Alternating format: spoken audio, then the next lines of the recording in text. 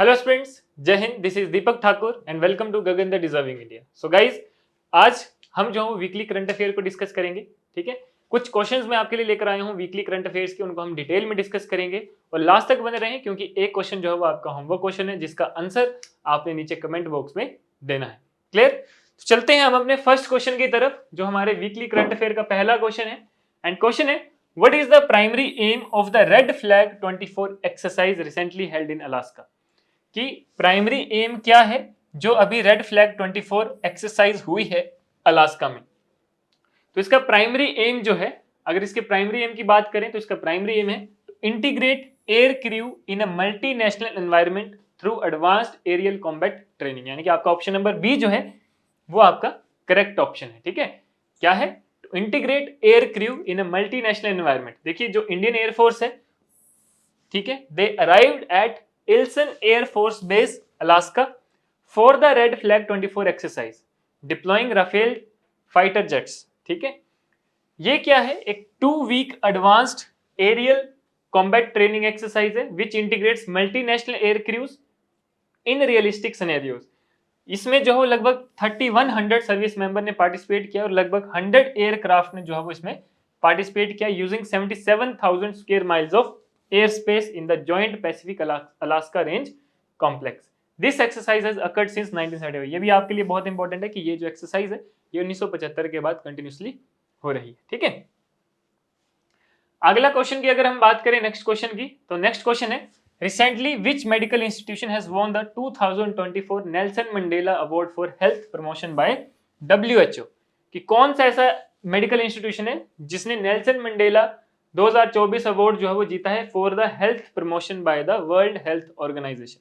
आपके पास ये 4 ऑप्शन है, तो अगर हम उसकी बात करें, जो हमारा सही आंसर है that is NIMHANS Bengaluru, the national institute of mental health and neuro sciences. ठीक है, जो नेशनल हेल्थ इंस्टीट्यूट है, न्यूरो साइंसेज का इंस्टीट्यूट है, NIMHANS in Bengaluru, that received 2024 Nelson Mandela award for health promotion from world health organization. ठीक है, this award established in 2019 honour significant contributions to health promotion.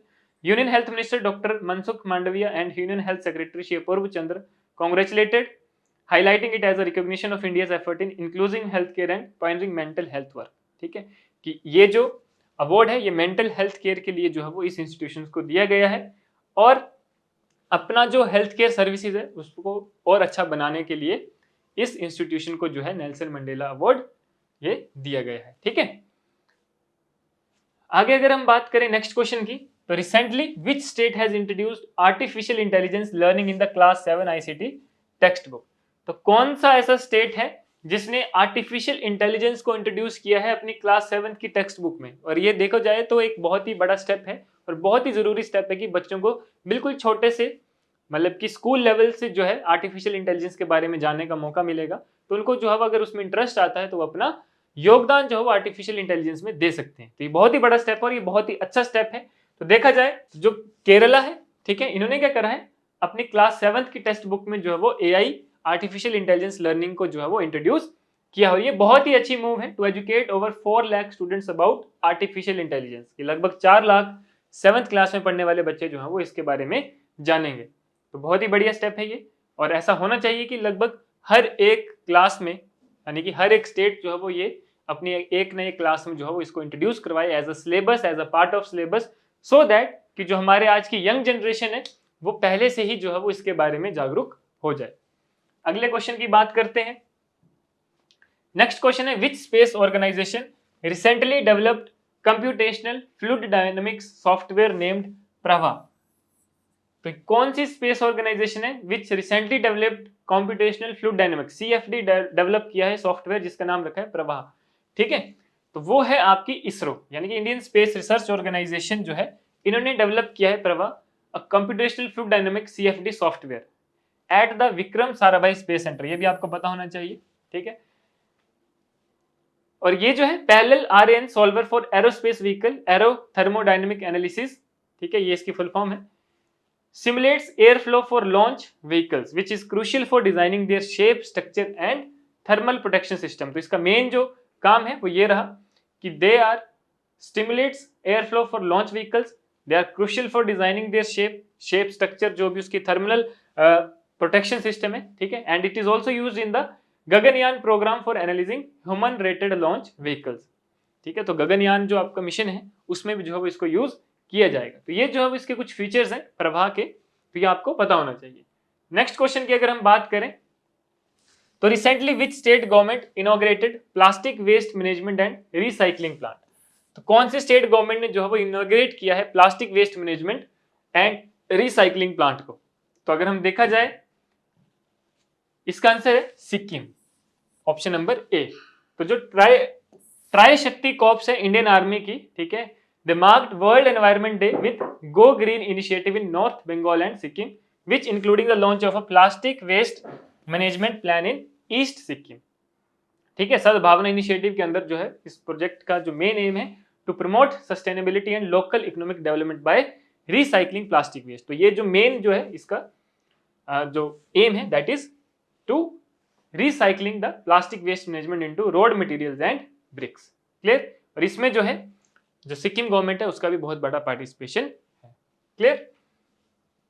Next question की बात करें तो recently where was the first international dairy federation Asia Pacific summit held, तो देखो आपने जगह बतानी कि कहां पे फर्स्ट इंटरनेशनल पहली international dairy federation Asia Pacific summit हुई है, तो वो जो है वो आपकी हुई है कोची यानी कि केरला में, ठीक है। तो कोची केरला यानी कि आपका ऑप्शन नंबर सी में पहली दफा जो है वो ये रीजनल डेयरी कॉन्फ्रेंस हुई है, एशिया पैसिफिक समिट 2024 हुई है, और ये हुई है जून 26 से लेकर 28 तारीख तक एट द ग्रांड हयात बोलगेटी यानी कि जो ये होटल है वहां पे। एंड द कॉन्फ्रेंस थीम, जो इस कॉन्फ्रेंस का थीम था that is farmer centric innovation in dairying, तो डेयरी फार्म में जो है वो फार्मर सेंट्रिक इनोवेशंस होनी चाहिए, ठीक है। तो ये जो है वो मेन थीम था इस कॉन्फ्रेंस का, that is organised by the Indian national committee of the international dairy federation, ठीक है। तो किसने ऑर्गेनाइज करी थी, ये जो कुछ चीजें हैं ये पता होनी चाहिए। कई बार ये नहीं पूछा जाएगा आपसे कि कहां पे हुई है, कई बार ये पूछा जाएगा कि कौन सी कमेटी ने जो है इसको बनाया है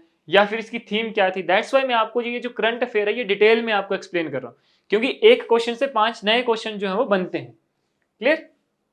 की फिगर्स की बात करें तो की figures include the secretary of animal husbandry and dairying and the national dairy development board, leaders and experts will address global dairy sector, the event features 22 exhibition pavilions and 17 startup showcasing dairy farms, ठीक है। तो यहाँ पे startups का भी देखो यहाँ पे जिक्र किया गया है, तो स्टार्टअप भी जो है वो स्टार्टअप से रिलेटेड क्वेश्चन भी जो है वो आपसे पूछा जा सकता है, ठीक है।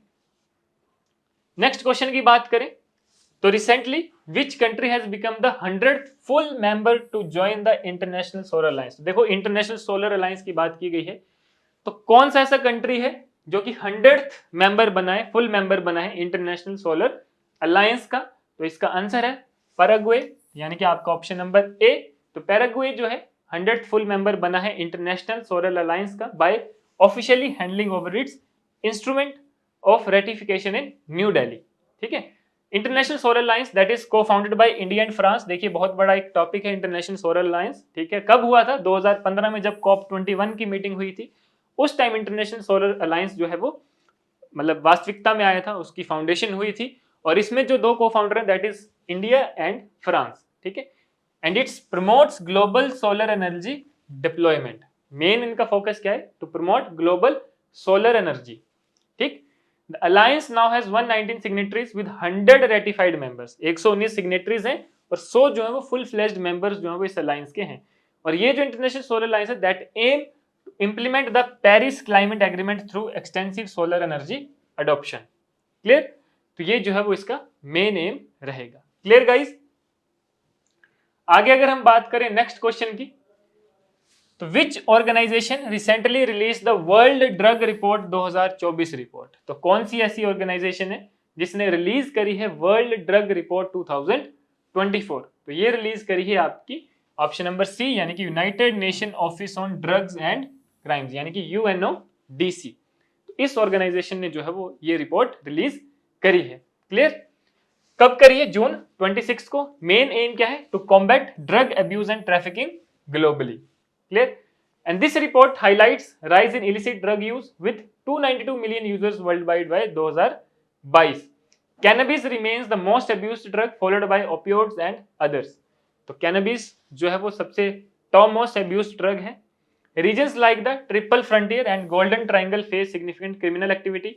Legalisation efforts in Canada, Uruguay and parts of the US are noted alongside environmental impacts of drug related activities. तो ये सब चीजों को जो है वो मद्देनजर रखा गया और इस रिपोर्ट को जो है वो रिलीज किया गया।